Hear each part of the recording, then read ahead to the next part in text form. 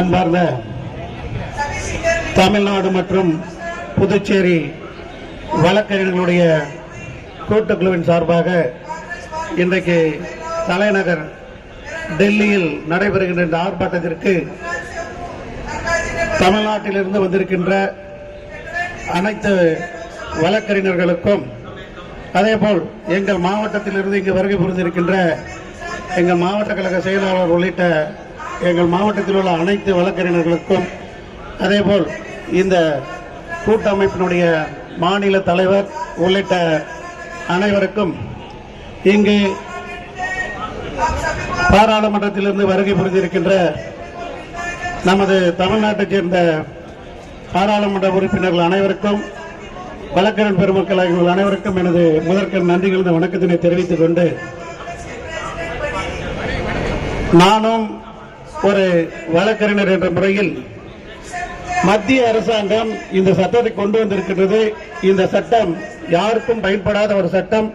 குறிப்பாக ஆளுகின்ற ஆட்சியில் யாருக்கெல்லாம் சாதகம் தேவையோ அவர்களுக்காக கொண்டு வரப்பட்டிருக்கின்ற இந்த சட்டம் குறிப்பாக வழக்கறிஞர்களுக்கு முற்றிலும் எதிரான ஒரு சட்டம்.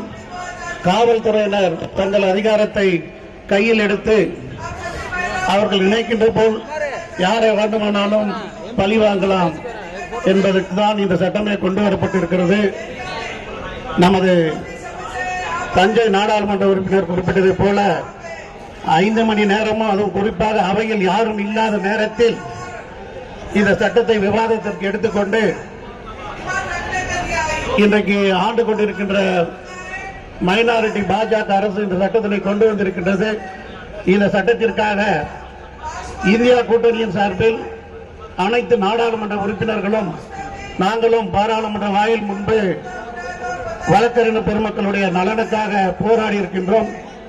அந்த வகையில் இந்த சட்டம் பொய்த்து போகும் வகையில் நமது வழக்கறிஞர் சங்கத்தைச் சேர்ந்த அனைத்து வழக்கறிஞர்களும் நாடாளுமன்றத்திற்கு நீங்கள் தேர்ந்தெடுக்கப்பட்டு இங்கு அனுப்பி வைக்கின்ற அனைத்து நாடாளுமன்ற உறுப்பினர்களுக்கும் நாடாளுமன்ற உறுப்பினர் அனைவரும் உங்களுக்காக குரல் கொடுப்போம். ஆகவே இந்த உங்களுடைய போராட்டம் வெற்றி பெறும் வெற்றி பெற மனமார்ந்த வாழ்த்துக்களை தெரிவித்துக் கொண்டு விடைபெறுகிறேன். நன்றி, வணக்கம்.